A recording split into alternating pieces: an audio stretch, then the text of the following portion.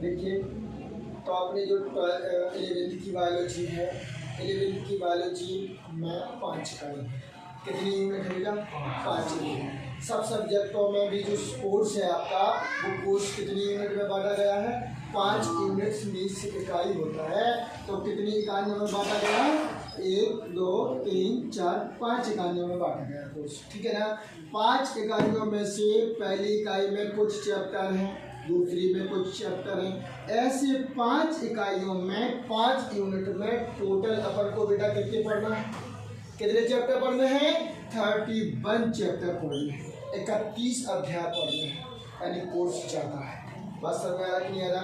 तो अपन स्टार्ट करते हैं। ये पहला जो पेज होता है, इस पेज में कुछ खास चीज़ लिखी रहती है, हर चैप्टर में मिलेगा आपको। सबसे पहले तो क्लास 11th मीडियम कौन सा अपना जी? हिंदी मीडियम है, और सब्जेक्ट बायोलॉजी है, और यूनिट फर्स्ट है। इस फर्स्ट यूनिट में कितने चैप्टर पढ़ेंगे अपन? 7 चैप्टर पढ़ेंगे, 7 चैप्टर पढ़ने हैं। और कितने नंबर का आना है उसमें से? 7 नंबर का आना। क्लियर समझ में रखता। और अपन कौन सा शुरू कर रहे हैं आज? फर्स्ट चैप्टर शुरू कर रहे हैं। इतना सबको जानकारी हुई? क्लियर समझ में आ रहा? कौन सी यूनिट पढ़ने जा रहे हैं अपन? फर्स्ट यूनिट पढ़ेंगे। कितने चैप्टर पढ़ने इसमें? 7 चैप्टर पढ़ने हैं। कितने नंबर का आना है इसमें से? 7 नंबर का आना है। क्लियर? अब आगे देखते हैं। तो आप कॉपी निकालिए, और कॉपी में पहले तो समझ लीजिए, ये लिखा हुआ है यूनिट नंबर फर्स्ट। क्या लिखा हुआ है बेटा अपना? Unit number first. इस यूनिट फर्स्ट का नाम क्या है? यूनिट फर्स्ट का नाम है जीव जगत में विविधता। इसको समझ लीजिए, विविधता क्या कहलाती है, जीव जगत क्या कहलाता है? ऐसा जगत जिसमें जीव पाए जाते हैं। समझना ध्यान से। जीव उसे कहते हैं जिसमें विभिन्न प्रकार की क्रियाएं होती हैं। हमारी क्रिया जैसे हम चल रहे हैं, बोल रहे हैं, लिख रहे हैं, कुछ भी कर रहे हैं, तो कौन कर रहा? सजीव कर रहा, जीव कर रहा। समझ में आ रहा? मेरी बात नहीं आ रहा समझ में? ठीक है ना। तो जिनमें विभिन्न प्रकार की जो क्रियाएं पाई जाती हैं, जैसे हमने कहा कि खाना हुआ, ठीक है ना, चलना हुआ, ये सब किसमें पाई जाती है? जीवों में पाई जाती है। तो जीव तो जानते हो, जो जीवित है, जिनमें विभिन्न क्रियाएं हैं, वो कौन कहलाता है बेटा? जीव कहलाता है। और जगत का मतलब होता है क्षेत्र। जैसे कमरा हो गया, तो ये हमारा क्या हो गया? जगत हो गया, ठीक है ना। तो एक क्षेत्र हो गया, उसको क्या बोलेंगे अपन?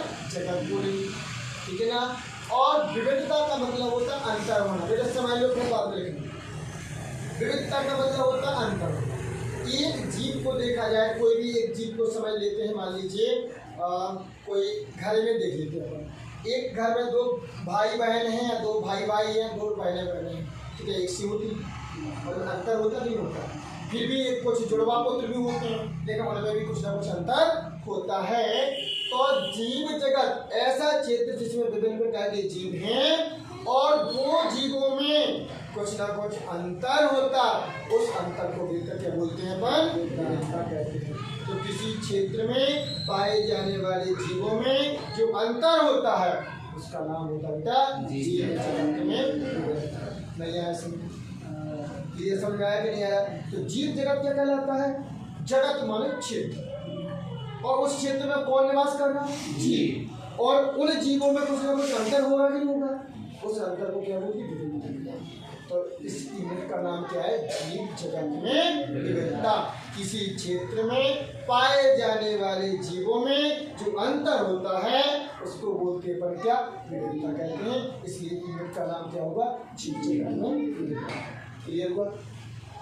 इसके अंतर्गत पढ़ना है पर को इंग्लिश में नाम लिखा है डाइवर्सिटी इन लिविंग वर्ल्ड, ठीक है ना। डाइवर्सिटी मीन्स विविधता, इन मीन्स में, लिविंग वर्ल्ड मीन्स क्या होता है? संसार की जीव। संसार के जीव जिस क्षेत्र में पाए जाते हैं, ठीक है ना, उसको क्या बोलते हैं? जगत कहते हैं। उनमें जो अंतर होता है वो कहलाता है विविधता। अब चलते हैं चैप्टर नंबर फर्स्ट। इसमें अपन को 7 चैप्टर पढ़ने, 7 चैप्टर पढ़ने हैं, जिसमें से हमारे फर्स्ट चैप्टर का नाम है हमारा जीव जगत। जीव जगत अपन ने पहले पढ़ लिया है। ऐसा क्षेत्र, ऐसा जगत जिसमें जीव पाए जाते हैं, वो कौन होता है? जीव जगत। क्लियर हुआ? अब अपन पढ़ते हैं, इंग्लिश में बोलते हैं लिविंग वर्ल्ड, ठीक है ना। पहले समझेंगे, बाद में अब क्वेश्चन है हमारा, सबसे पहले क्वेश्चन का नाम है सजीव किसे कहते हैं, सजीवों के किन्हीं 5 लक्षणों को समझें। सजीव, अभी हर बात अभी यहाँ पर चर्चा हो गई है जीव की, कोई सजीव कहलाते हैं, ठीक है ना। तो सजीव कौन कहलाते हैं, ध्यान से देखें। इंग्लिश में क्या बोलते हैं इसको बेटा, क्या बोलते हैं इसको, लिविंग्स कहते हैं, ठीक है ना। सजीव इंग्लिश में कौन कहलाते हैं, लिविंग्स कहलाते हैं। क्या होते हैं, देखें, वे वस्तुएं जिनमें जीवन होता है, जो जीवित हैं, जिनमें जीवन होता है या जिनमें जैविक क्रियाएं होती हैं। जैविक क्रियाएं मीन्स कौन सी होती हैं, चलन, चलता कौन है, सजीव चलता है। मैं सजीव हूँ, देखो वहाँ से यहाँ तक आ गया हूँ, बात क्लियर हो रही कि नहीं हो रही। तो जिनमें जैविक क्रियाएं मीन्स बोलो, चलन हो गया, गति, गति का मतलब होता है एक जगह से दूसरी, यानी 2 चीजें होती हैं, एक तो खिसक जाना, पूरा वही से वही, तो गति हो गई, और चलना का मतलब होता है एक जगह से दूसरी जगह पे निकल जाना, उसको बोलते हैं चलना। चलना समझ में आया। अब दोनों के बारे में थोड़ा सा समझ लेते हैं। जैसे मेरे पाँव है, तो मैं यहाँ से लेकर के बाजार जा सकता हूँ, तो उसको बोलेंगे चलना। और यदि पाँव हमारे नहीं है तो हम खिसकेंगे वहीं की वहीं, तो खिसक गए, तो उसको क्या बोलेंगे, गति। समझ में आ गया। तो चलन एवं गति, पोषण, पोषण का मतलब होता है खाना को घर करना, खाने को घर करना, वो कौन कहलाता है बेटा, पोषण कहलाता है, ठीक है ना। नेक्स्ट श्वसन, श्वसन किसे कहते हैं, सांस को लेना, CO2 को छोड़ना, क्या कहलाता है, श्वसन की क्रिया कहलाती है। तो श्वसन किसमें हो रहा, जीवों में हो रहा। वृद्धि, अभी पहले छोटे थे, बढ़ते चले जा रहे हैं, इतने बड़े हो गए और भी बढ़ जाएंगे, तो इसको क्या बोलते हैं, वृद्धि कहते हैं। तो ये सब किसमें होता है, सजीव। एक पेड़ को लेके अलमारी में रख देना, 4 साल बाद इतना डबल पेड़ हो जाएगा, हो जाएगा ना जी, हो जाएगा, नहीं होगा, क्योंकि बेटा ये सजीव नहीं है, लेकिन सजीव बढ़ते हैं, सजीवों में वृद्धि बढ़ती है। नेक्स्ट उत्तेजनशीलता, उत्तेजनशीलता का मतलब होता है किसी में सुई चुभ गई या किसी ने डस लिया तो आपको पता चल जाएगा, चलता नहीं चलता, कोई चीटी चढ़ जाएगी पीछे से तो पता चल जाएगा, क्यों पता चलता, उसी क्रिया को हम क्या बोलते हैं बेटा, उत्तेजनशीलता कहते हैं, ठीक है ना। तथा जनन, जनन किसे कहते हैं, अपने ही समान संतानों को बेटा बनाना, क्या कहलाता, जनन कहलाता है। तो सजीवों में कौन सी क्रिया पाई जाती हैं, जैविक क्रियाएं, जैसे चलन, गति, पोषण, श्वसन, वृद्धि, उत्तेजनशीलता तथा जनन आदि क्रियाएं होती हैं, उन्हें हम सजीव या जीवित वस्तुएं कहते हैं। नहीं आया समझ, क्लियर हुआ। तो सजीव कौन कहलाता, जिनमें जैविक क्रियाएं होती हैं वो वस्तुएं और कहलाती बेटा, क्लियर हो गया, आया समझ। आगे अब सजीवों के लक्षण, कैरेक्टर्स ऑफ लिविंग ऑर्गेनिजम्स, ठीक है ना। जो हमारे जीवित जीव हैं, सजीव हैं, उनके क्या बताना है हमको, लक्षण बताना। इंग्लिश में क्वेश्चन में लिखा रहता है, इंग्लिश थोड़ा सा ज्ञान इंग्लिश का भी कर लेते हैं, ठीक है ना। और जिसको ना आए तो कोई दिक्कत नहीं है, हिंदी में लिखा हुआ है, ठीक है ना, इसलिए दोनों भाषाओं में लिखा रहता है। अब सजीवों के जो लक्षण बताने हैं वो निम्नानुसार है, जो अपन यहाँ पढ़े इनका डिटेल पढ़ना है, ठीक है। तो पहले ही हरे हैं अपनी कौन सी है, ग्रोथ या वृद्धि।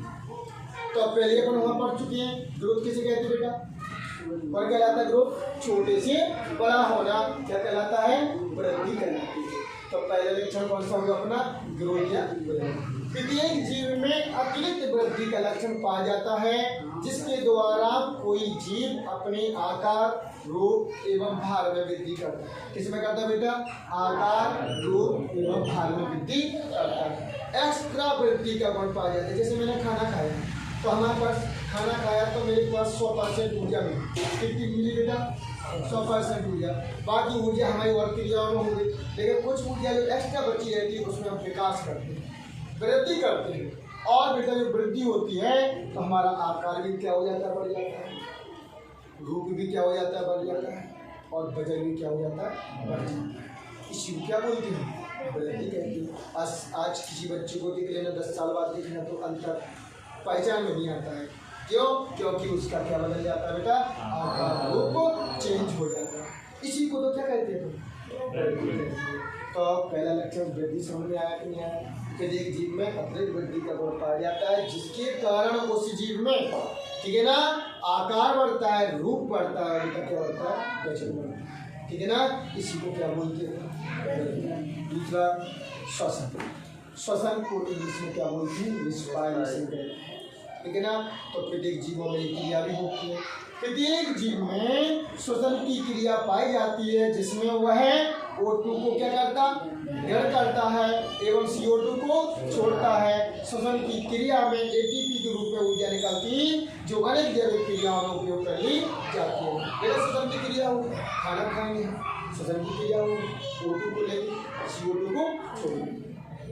O2 को लिया, CO2 को छोड़ा, तो हमारे शरीर में जो भोज्य पदार्थ होगा वो टूटेगा, तो ऊर्जा निकलेगी।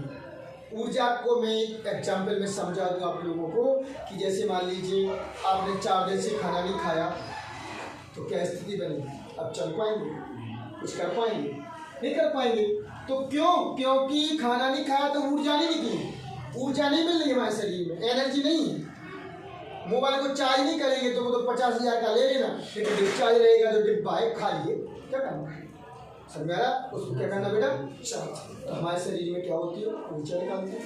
वो ऊर्जा किस रूप में निकलती है, ATP के रूप में। किसके रूप में निकलती है बेटा, ATP के रूप में निकलती है। और इसका पूरा नाम होता है एडिनोसिन ट्राइफॉस्फेट। क्या नाम होता है, एडिनोसिन ट्राइफॉस्फेट। बात समझ में आ रहा है कि नहीं आ रहा। इसको ATP कहते हैं, एडिनोसिन ट्राइफॉस्फेट कहते हैं। ATP के रूप में क्या करता है, ऊर्जा निकलती है। हमने खाया, ऑक्सीजन ली, CO2 निकाली, भोजन टूटा, ऊर्जा बनी, उस ऊर्जा का उपयोग हम किसी भी क्षेत्र में कर सकते हैं, विभिन्न जैविक क्रियाओं में कर लेते हैं। हमने खाना खा लिया, ऊर्जा है, चाहे हम काम करें, चाहे सो, चाहे पानी, कुछ भी कर सकते हैं उसमें, ठीक है ना। और हमारे शरीर में विभिन्न सारी क्रियाएँ होती हैं, उनमें इस ऊर्जा का उपयोग होता है। तो दूसरी हेडिंग रिस्पायरेशन क्या होता है, O2 को लेना, CO2 को छोड़ना, जिससे क्या बनेगी, ऊर्जा किस रूप में, ATP के रूप में बनेगी, जिसका उपयोग विभिन्न जैविक क्रियाओं में करेंगे। जैविक क्रिया पढ़ा था अपन, चलना, खिसकना, ठीक है ना, गति, बहुत सारी क्रिया। समझ में आया आप लोगों को, नहीं आया, क्लियर हो गया। तीसरी हेडिंग का नाम है कौन सा, रिप्रोडक्शन। इसी को क्या बोलते हैं, प्रजनन कहते हैं। क्या बोलते हैं, प्रजनन कहते हैं। रिप्रोडक्शन मीन्स प्रजनन। अब देखें इसमें प्रजनन के बारे में अभी हाल बताया था, क्या बताया बेटा, प्रजनन माने अपने ही समान संतानों को बनाने की क्रिया क्या होती है, प्रजनन होती है। क्या होती है, प्रजनन। तो प्रत्येक जीव में, इसमें प्रत्येक जीव में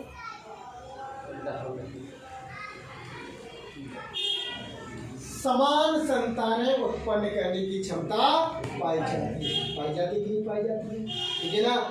इंसान से इंसान जैसी संतानें होती हैं, जानवर से जानवर जैसी संतानें होती हैं। तो प्रत्येक जीव में अपने ही जैसी संतानें पैदा करने की विधि पाई जाती है, क्रिया पाई जाती है। उसके ऊपर क्या बोलते हैं, उसको क्या बोलते हैं,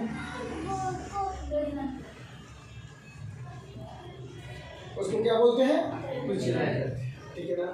इतना समझ में आया। 3 लक्षण हो गए अपने। चौथा लक्षण का नाम है न्यूट्रिशन। उसी को क्या बोलते हैं, पोषण। पोषण का अर्थ एक लाइन में हम आंसर जानते ही हैं। पोषण माने बेटा क्या होता है, खाना को ग्रहण करना। खाना को खाना क्या कहलाता, कहते हैं घर में, कहते हैं कि भाई भोजन कर लो, खाना खा लो। उसकी भाषा में, विज्ञान की भाषा में उसको क्या बोला जाता है, पोषण। इंग्लिश में क्या बोलते हैं, न्यूट्रिशन, ठीक है ना। तो पोषण क्या कहलाता है, देखिए प्रत्येक जीव में पोषण का गुण पाया जाता है। पाया जाता है कि बिना खाए कोई रहता है, पाया जाता है। पोषण के द्वारा जीव अपनी वृद्धि और विकास के लिए आवश्यक ऊर्जा प्राप्त करता है। वृद्धि करना है, विकास करना है, ढेर सारे काम करना है, ऊर्जा चाहिए। वो ऊर्जा बेटा कहाँ से मिलती है, भोजन से मिलती है। तो पोषण का बहुत समय होता है, और उस पोषण से क्या प्राप्त करता है, वो ऊर्जा प्राप्त करता है। क्या प्राप्त करता है, आवश्यक ऊर्जा प्राप्त करता है। पोषण के अंतर्गत भोजन को ग्रहण करना एवं पचे हुए भोजन का अवशोषण आदि चरण आते हैं। क्या होता है, पोषण क्या होता है, भोजन को ग्रहण करना। भोजन को ग्रहण करता है तो ऊर्जा बनती है। उस ऊर्जा का उपयोग शरीर की विभिन्न क्रियाओं में कर लेता है। अब उसने शरीर की विभिन्न क्रियाओं में ऊर्जा का उपयोग कर लिया। ध्यान से समझ में आ रहा कि नहीं आ रहा? उपयोग कर लिया उसने, ठीक है ना, और ढेर सारा उपयोग किया, ढेर सारे काम काज किए। नेक्स्ट होता है इसके अंतर्गत क्या क्या आता है? भोजन को ग्रहण कर लेना। फिर भोजन का क्या होता है? पाचन होता है। पाचन के बाद क्या होता है? फिर भोजन का अवशोषण होता है। पचने के बाद में वो अवशोषित होकर के शरीर के विभिन्न अंगों में भोज्य पदार्थ चला जाता है, ठीक है ना। तो उसमें क्या होता है? बचे हुए भोजन का अवशोषण आदि चरण बढ़ जाएगा, ठीक है ना। तो अपना कितने कौन सा पॉइंट हो गया अपना पोषण वाला। नेक्स्ट है पासपोर्ट। अगला पॉइंट लिखा हुआ है अपना कौन सा? 5वीं हेडिंग है प्रिकॉशन मूवमेंट एंड लोकोमोशन, गति एवं प्रचलन। और गति का मैंने बता दिया। गति का मतलब क्या होता है? थोड़े एक जगह से दूसरी जगह खिसक जाना। और दूसरा क्या होता है? प्रचलन मीन्स क्या होता है? एक जगह से दूसरी जगह पे चले जाना। तो प्रत्येक जीव में गति एवं प्रचलन का गुण पाया जाता है, जिसके द्वारा जीव एक स्थान से दूसरे स्थान तक पहुंच जाते हैं, ठीक है ना। एक स्थान से दूसरे स्थान पर पहुंच सकते हैं। गति एवं प्रचलन की क्रियाएं जीवों की स्वयं की शक्ति द्वारा प्रेरित होती है। किसके द्वारा होती है? आपको कहीं कुंडेश्वर जाना है तो शक्ति होगी, चले जाओगे, और नहीं जा तो नहीं जा पाओगे। समझ में आ रहा कि नहीं आ रहा? तो शक्ति का मतलब होता है ऊर्जा, ठीक है ना, जिसके पास होता है उसी में क्या होता है? जी गति का गुण पाया जाता है। सजीवों में भी होता है, ठीक है ना, एक जगह से दूसरी जगह जाते ही जाते हैं। तो सजीवों में गति एवं प्रचलन का गुण पाया जाता है, जिसके कारण एक जगह से दूसरी जगह पर पहुंच सकते हैं। बन जाएगा, ठीक है ना। तो अब पहले क्वेश्चन में बाकी और भी है तो वो कल पढ़ते हैं, ठीक है ना। आज के लिए पढ़ेंगे केवल 5 पढ़ेंगे, ठीक है। क्योंकि आज ये क्लास स्टार्ट हो पाई है, ठीक है। कल से 10th क्लास हुई, 10th क्लास हुई, ठीक है। तो आप लिख लेते हैं, कॉपी निकालिए।